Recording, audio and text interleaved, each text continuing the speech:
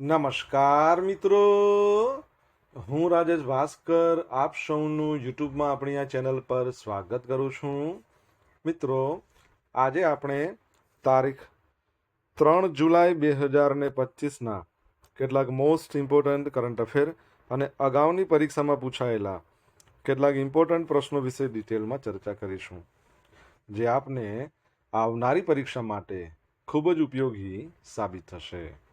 તો મિત્રો, આપ આ ચર્ચા સાથે જોડાઈ રહેજો અને વિડીયોને પહેલેથી લઈને છેલ્લે સુધી પૂરેપૂરો જોવાનો આગ્રહ રાખજો.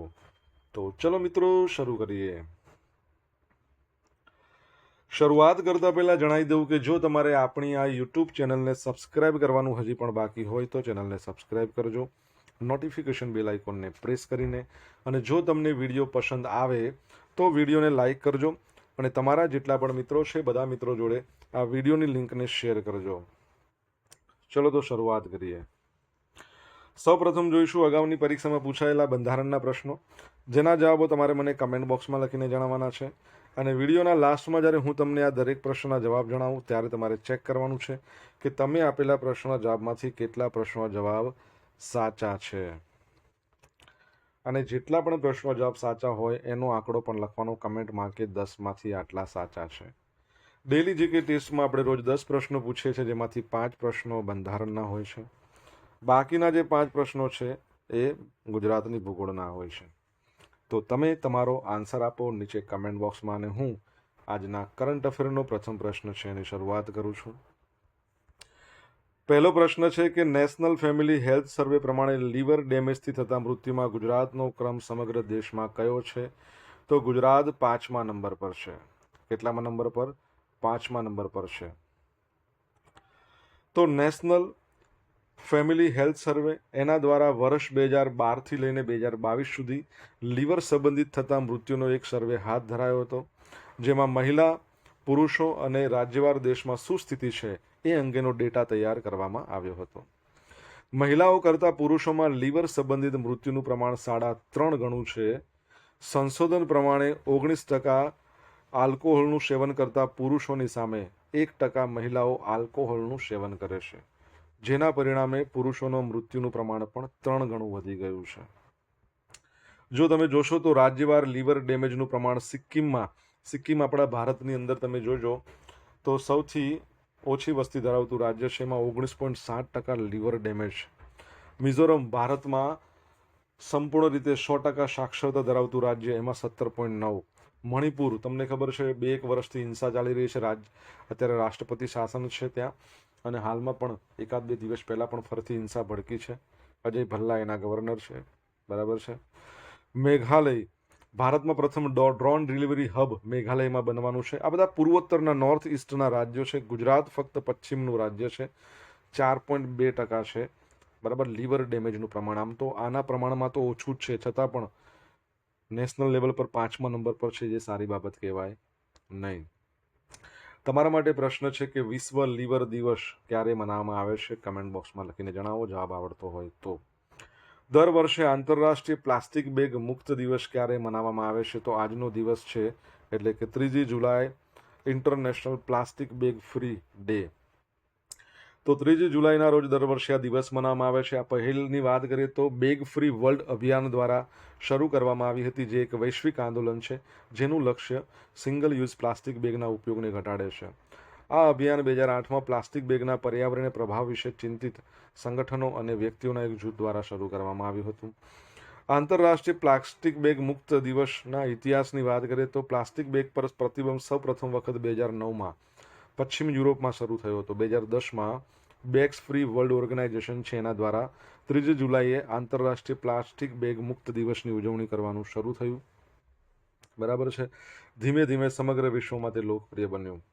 2015માં યુરોપિયન યુનિયન છે અને સિંગલ યુઝ પ્લાસ્ટિક પર પ્રતિબંધ મૂકવા માટે પગલાં લીધા. 2022માં બાંગ્લાદેશ વિશ્વનો પ્રથમ દેશ બન્યો જ્યાં સિંગલ યુઝ પ્લાસ્ટિક પર સંપૂર્ણપણે પ્રતિબંધ મૂકવામાં આવ્યો હોય. ભારતમાં પણ સિંગલ યુઝ પાતળી પ્લાસ્ટિક બેગ પર પણ પ્રતિબંધ છે. એક અંદાજ પ્રમાણે વિશ્વભરમાં દર વર્ષે લગભગ 40,000 કરોડ પ્લાસ્ટિક બેગનો ઉપયોગ થાય છે, જેમાંથી માત્ર 1% કોથળીઓ રિસાયકલ થાય છે, અને સરેરાશ ભારતીય દર વર્ષે લગભગ 10 કિલો પ્લાસ્ટિકનો ઉપયોગ કરે છે. એક અંદાજ મુજબ દેશમાં દર વર્ષે લગભગ 35 લાખ ટન લોકલ પ્લાસ્ટિક કચરો પેદા થઈ રહ્યો છે. 35 લાખ ટન એટલે શું કહેવાય? તો પ્લાસ્ટિક બેગનો ઉપયોગ ઘટાડવા માટે પેપર બેગ વાપરવી પડે એના માટે પણ એક દિવસ છે, એ આ જ મહિનામાં છે. વર્લ્ડ પેપર બેગ ડે ક્યારે મનાવવામાં આવે છે? આન્સર આવડતો હોય તો કમેન્ટ બોક્સમાં લખીને જણાવો. વર્લ્ડ સ્પોર્ટ્સ જર્નાલિસ્ટ ડે એ પણ એટલે એ 2 તારીખના રોજ મનાવવામાં આવે છે. ગઈકાલે હતો, આપણે રહી ગયો હતો તો આપણે એડ કરી લીધો છે. તો રમતગમત આપણા જીવનમાં મહત્વપૂર્ણ ભૂમિકા ભજવે છે. કેટલાક માટે તે એક મનોરંજન પ્રવૃત્તિ છે, જ્યારે અન્ય લોકો માટે કારકિર્દી છે. રમતગમતની વાર્તાઓને જીવંત બનાવનારા રમતગમતના જે પત્રકારો છે એમના સન્માન માટે દર વર્ષે 2 જુલાઈના રોજ વિશ્વ રમતગમત પત્રકાર દિવસ મનાવવામાં આવે છે. આંતરરાષ્ટ્રીય રમતગમત પત્રકાર સંગઠન AIPS 1994માં વિશ્વ રમતગમત પત્રકાર દિવસની ઘોષણા કરી હતી.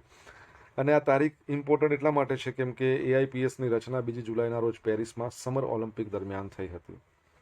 બરાબર છે, તો એ પણ યાદ રાખજો. આગળ વધીએ આપણે. મધ્યપ્રદેશનું ઇન્દોર દેશનું પ્રથમ ડિજિટલ એડ્રેસ શહેર બનવા જઈ રહ્યું છે. ઇન્દોર મ્યુનિસિપલ કોર્પોરેશન છે એણે આ માટે ડિજિટલ હાઉસ પ્રોજેક્ટ યોજના લોન્ચ કરી છે. આ યોજના હેઠળ દરેક ઘરને એક યુનિક GPS આધારિત ડિજિટલ એડ્રેસ આપવામાં આવશે. દરેક ઘરની બહાર ડિજિટલ પ્લેટ લગાડવામાં આવશે, જેના પર એક QR કોડ હશે. આ QR કોડને સ્કેન કરો ને એટલે ઘરની પ્રાથમિક માહિતી અને એડ્રેસ વગેરે મળી જશે. દેશભરના તમામ મકાનોને ડિજિટલ એડ્રેસ આપવાનો આ પ્રોજેક્ટ મધ્યપ્રદેશના ઇન્દોરથી શરૂ થયો છે. બરાબર છે. ઇન્દોરની વાત કરીએ, ભારતનું પ્રથમ વોટર પ્લસ સિટી છે. સ્વચ્છતા સર્વેક્ષણ અંતર્ગત સ્વચ્છ ભારતની અંદર એ ઘણા વર્ષોથી નંબર 1 પર છે. ગયા વર્ષે સુરત અને ઇન્દોર બંને સંયુક્ત રીતે નંબર 1 પર હતા. અને ભારતના જે વેટલેન્ડ સિટીની વાત કરીએ તો 2 વેટલેન્ડ સિટી, એક ઉદયપુર અને એક બીજું કયું છે? આ છે ઇન્દોર, જે યુનેસ્કો દ્વારા ઘોષિત કરવામાં આવ્યું હતું. અને ઇન્દોરમાં તમે કોઈ ભિખારીને ભીખ આપો ને તો તમારી પર કેસ થાય, FIR ફાટે. બરાબર છે. એટલે ભિખારી મુક્ત શહેર ભારતનું પ્રથમ બનશે ઇન્દોર. સ્વચ્છ વાયુ સર્વેક્ષણમાં પણ એ નંબર 1 રહેતું હતું, પણ ગયા વર્ષે બીજું કોઈ એક શહેર આવ્યું છે સ્વચ્છ વાયુ સર્વેક્ષણમાં નંબર 1. તમારે જણાવવાનું છે શું નામ છે એ શહેરનું. અને બીજું યાદ રાખજો કે ઇન્દોરની અંદર જે એરપોર્ટ છે, રાણી અહલ્યાબાઈ હોલકર એનું નામ છે, જે પરીક્ષામાં પૂછાઈ શકે છે, યાદ રાખજો. મિત્રો, ભણવાની મજા આવી હોય, વિડીયો પસંદ આવ્યો હોય તો વિડીયોને એક લાઇક આપજો. તમારા મિત્રો જોડે વિડીયોની લિંકને શેર કરજો. આપણી બંને યુટ્યુબ ચેનલ, એક તો છે રાજેશ ભાસ્કર, બીજી રાજેશ ભાસ્કર 2, બંનેને તમે સબસ્ક્રાઈબ કરજો નોટિફિકેશન બેલ આઇકોનને પ્રેસ કરીને. જો તમારે ડેલી કરંટ અફેરની PDF જોઈતી હોય તો આપણી ટેલિગ્રામ ચેનલને જોઈન કરી લો. તમને PDF તો મળવાની જ છે, રોજ પોલ્સ પણ રમવા મળશે. કેન્દ્ર અને રાજ્ય સરકાર દ્વારા કયા માસને એટલે કયા મહિનાને ડેન્ગ્યુ વિરોધી માસ તરીકે ઉજવાશે? આવનારી પરીક્ષા માટે 1 માર્ક રોકડો. સરસ પ્રશ્ન. રેવન્યુ તલાટી, બરાબર છે, રેવન્યુ તલાટી માટેનો પ્રશ્ન યાદ રાખજો. બરાબર છે. તો જુલાઈ મહિનાને, આ જે કરંટ મહિનો છે અત્યારે ચાલી રહ્યો છે, એને જ ડેન્ગ્યુ વિરોધી માસ. ચલો, અહીંથી એક પ્રશ્ન. વિશ્વ ડેન્ગ્યુ દિવસ ક્યારે મનાવવામાં આવે છે? ડેન્ગ્યુ છે ને એ કયા મચ્છરના કરડવાથી થાય છે? તો માદા એડિસ ઇજિપ્તી મચ્છર છે ને એના કરડવાથી ડેન્ગ્યુ થાય છે. તો કેન્દ્ર અને રાજ્ય સરકાર દ્વારા જુલાઈ માસને ડેન્ગ્યુ વિરોધી માસ તરીકે ઉજવવામાં આવશે. આરોગ્ય વિભાગ દ્વારા જૂન મહિનામાં તમામ જિલ્લાઓ અને શહેરોમાં હાઉસ ટુ હાઉસ અભિયાન હાથ ધરાયું. રાજ્યની 20,000 કરતાં વધુ આરોગ્ય ટીમો 1,48,00,000 કરતાં વધુ ઘરોની તપાસ કરી છે. અંદાજે 3,69,000થી પણ વધુ તાવના દર્દીઓ મળી આવતા તેમના લોહીના નમૂનાને લઈને તપાસ અર્થે મોકલી આપવામાં આવ્યા છે. બરાબર છે. તમને ખબર હશે, સપ્ટેમ્બર મહિનો છે ને એ સપ્ટેમ્બર મહિનાને પોષણ માસ કહેવાય છે. પોષણ માસ. તો એ પણ બાબત યાદ રાખજો. આગળ વધીએ આપણે નેક્સ્ટ પ્રશ્ન તરફ. ભારતમાં કયા રાજ્યમાં પ્રથમ વખત વોટિંગનો પ્રયોગ કરવામાં આવ્યો? ઓલરેડી આપણે આવા પ્રશ્ન ભણી ચૂક્યા છીએ. બરાબર છે. પરંતુ વોટિંગ એ વખતે થવાનું બાકી હતું, અત્યારે વોટિંગ થઈ ગયું છે. એટલે ઘણા બધા એવા ટોપિક્સ હશે જે પરીક્ષાની દ્રષ્ટિએ અગત્યના હોય, એ આપણે લઈ લીધા છે. બિહાર જવાબ આવશે. તો બિહારમાં 6 નગરપાલિકાઓની ચૂંટણીમાં પહેલી જ વખત શું થયું છે? ઇલેક્ટ્રોનિક વોટિંગ એટલે વોટિંગનો ઉપયોગ કરવામાં આવ્યો છે. એસ્ટોનિયા કરીને એક દેશ છે યુરોપનો, એ આખા દેશમાં વોટિંગ થાય છે. અહીંયા આપણા ભારતમાં પહેલ શરૂ કરી બિહારે. ઇલેક્ટ્રોનિક વોટિંગમાં મોબાઈલથી અને કમ્પ્યુટરથી મતદાન કરવાની મંજૂરી મળી છે. આ મંજૂરી હાલમાં સગર્ભા સ્ત્રીઓ માટે, બીમાર મહિલાઓ,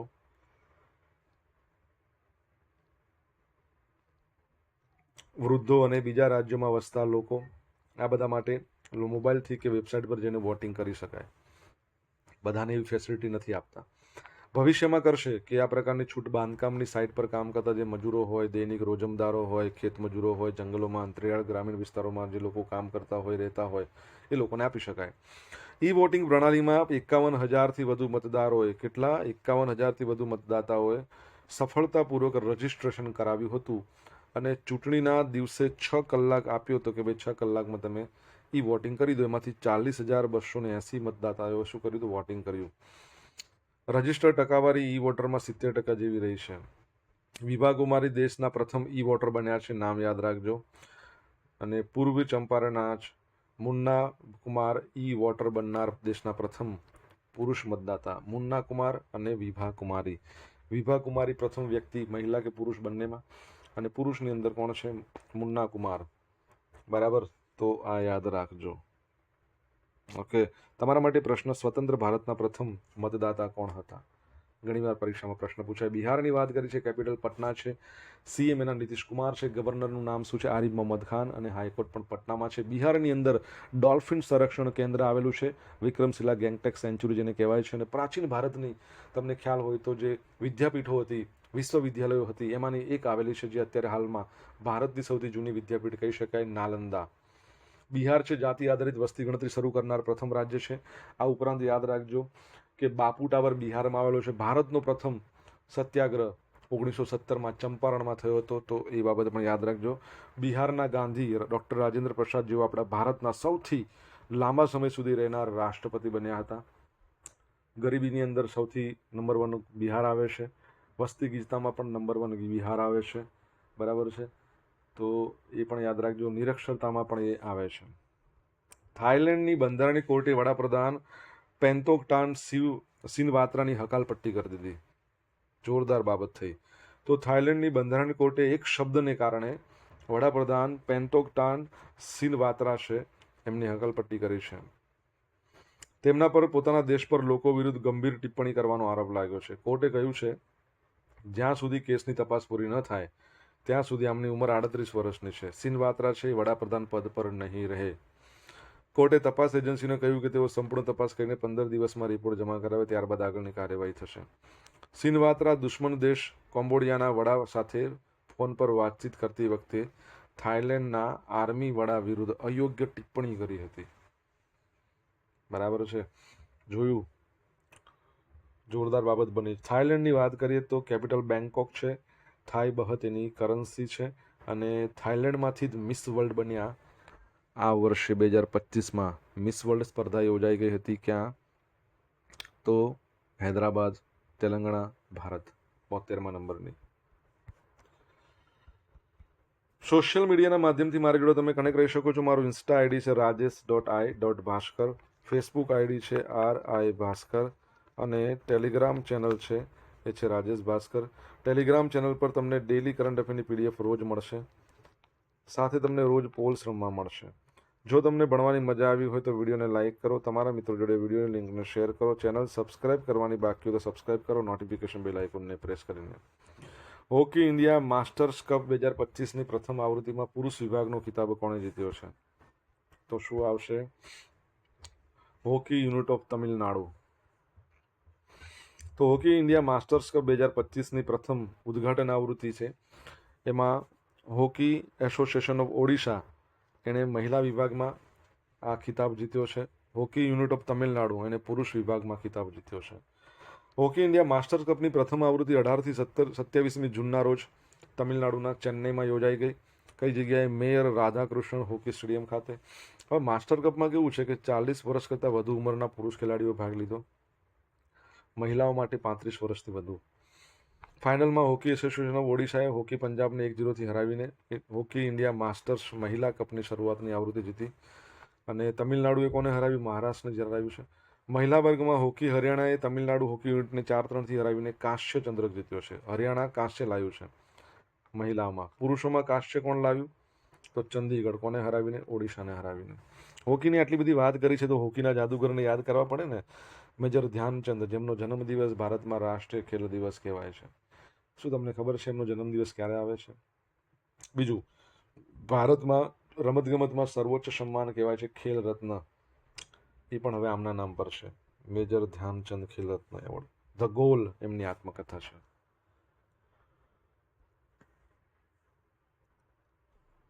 ભારતનું પ્રથમ maritime NFBC Sagarmala finance corporation limited. તો કેન્દ્રીય બંદરો, શિપિંગ અને જળમાર્ગ મંત્રી છે શ્રી સર્બાનંદ સોનોવાલ. એમણે દરિયાઈ ક્ષેત્રમાં ભારતની પ્રથમ non banking financial company Sagarmala financial corporation લિમિટેડનું ઉદ્ઘાટન કર્યું. આ એક mini ratna category 1 sub central public sector enterprise છે. 19 જૂનના રોજ આરબીઆઈ છે એના દ્વારા નોન બેન્કિંગ ફાઇનાન્શિયલ કંપની તરીકે ઔપચારિક રીતે નોંધાયેલ છે. 19 જૂનના રોજ નોંધાઈ છે. ભારતમાં નેશનલ મેરીટાઈમ ડે ક્યારે મનાવીએ છીએ? કમેન્ટ બોક્સમાં લખીને જણાવો.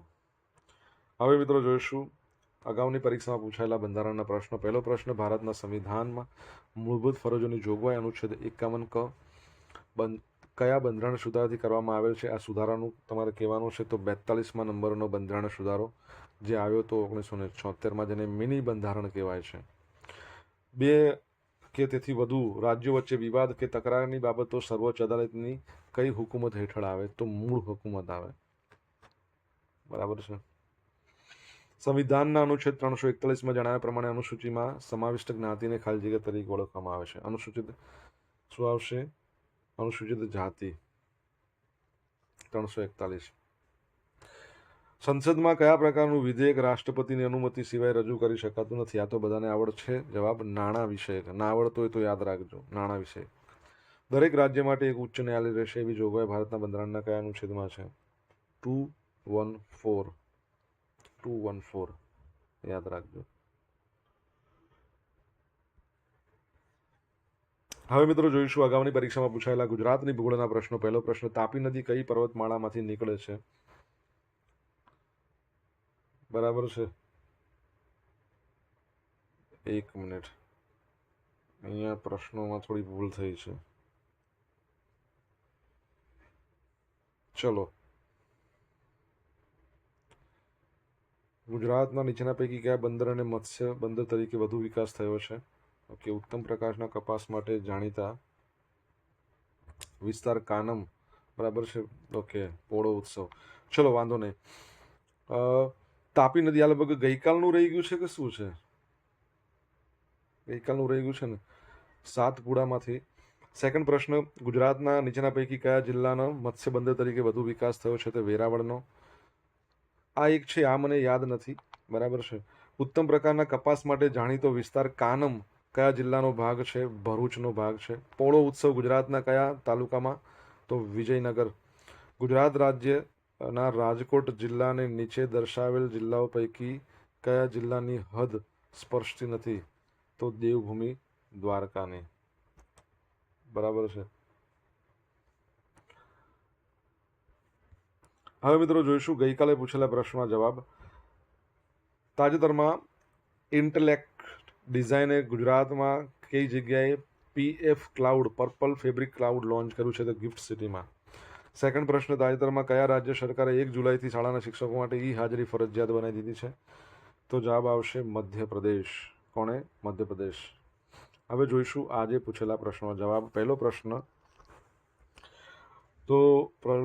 શું હતો? લીવર દિવસ. વિશ્વ લીવર દિવસ ક્યારે મનાવવામાં આવે છે? 19મી એપ્રિલના રોજ મનાવવામાં આવે છે. બીજો પ્રશ્ન હતો કે સ્વચ્છ વાયુ સર્વેક્ષણમાં કયો શહેર નંબર 1 પર હતું ગયા વર્ષે? સુરત. ત્રીજો પ્રશ્ન, વર્લ્ડ પેપર બેગ ડે 12 જુલાઈ. ચોથો પ્રશ્ન, ડેન્ગ્યુ દિવસ ક્યારે મનાવીએ છીએ? બરાબર છે, જો 15મી જૂન. ત્યારબાદનો 5મા નંબરનો પ્રશ્ન શું હતો? સ્વતંત્ર ભારતના પ્રથમ મતદાતા કોણ હતા? શ્યામ શરણ નેગી. શ્યામ શરણ નેગી. 6ઠ્ઠા નંબરનો પ્રશ્ન, તો મિસ વર્લ્ડ જે થાઈલેન્ડમાંથી બન્યા હતા, આમાં કંઈ પ્રોબ્લેમ નથી. ઓપેલ સુચાતા, ઓપેલ સુચાતા. 7મા નંબરનો પ્રશ્ન, હોકીના જાદુગર મેજર ધ્યાનચંદનો જન્મદિવસ છે ને એ કઈ તારીખે આવે? 29 ઓગસ્ટ, જેને આપણે શું કહીએ છીએ ભારતની અંદર રાષ્ટ્રીય ખેલ દિવસ. અને 8મા નંબરનો પ્રશ્ન, નેશનલ મેરીટાઈમ ડે ક્યારે મનાવવામાં આવે છે? 5મી એપ્રિલના રોજ. હવે જોઈશું ગઈકાલના કરંટ અફેરમાંથી પૂછેલા કેટલાક ઇમ્પોર્ટન્ટ પ્રશ્નો, જેના જવાબો તમારે કમેન્ટમાં લખવાના. પહેલો પ્રશ્ન, ગુજરાતના વર્તમાન પોલીસ વડા ડીજીપી વિકાસ સહાયને કેટલા મહિનાનું એક્સટેન્શન અપાયું? સેકન્ડ પ્રશ્ન, કોણ આંતરરાષ્ટ્રીય ક્રિકેટના 3 ફોરવર્ડ સદી ફટકારનાર પ્રથમ ભારતીય મહિલા ખેલાડી બની છે? જવાબ આવડે તો કમેન્ટ બોક્સમાં લખીને જણાવજો. તો આ હતા આજના દિવસના કેટલાક મોસ્ટ ઇમ્પોર્ટન્ટ કરંટ અફેર. સાથે આપણે જોયું અગાઉની પરીક્ષામાં પૂછાયેલા ઇમ્પોર્ટન્ટ પ્રશ્નોના જવાબોની સાથે. આશા રાખું બધાને ભણવાની મજા આવી હશે. મજા આવી હોય તો વિડીયોને લાઇક કરો, તમારા મિત્રો જોડે વિડીયોની લિંકને શેર કરો. આપણી બંને યુટ્યુબ ચેનલ રાજેશ ભાસ્કર 2ને સબસ્ક્રાઇબ કરો, નોટિફિકેશન બેલ આઇકોનને પ્રેસ કરીને. તો મિત્રો thank you so much for watching this video. Have a nice day. Jai Hind, જય ભારત, જય જય ગરવી ગુજરાત.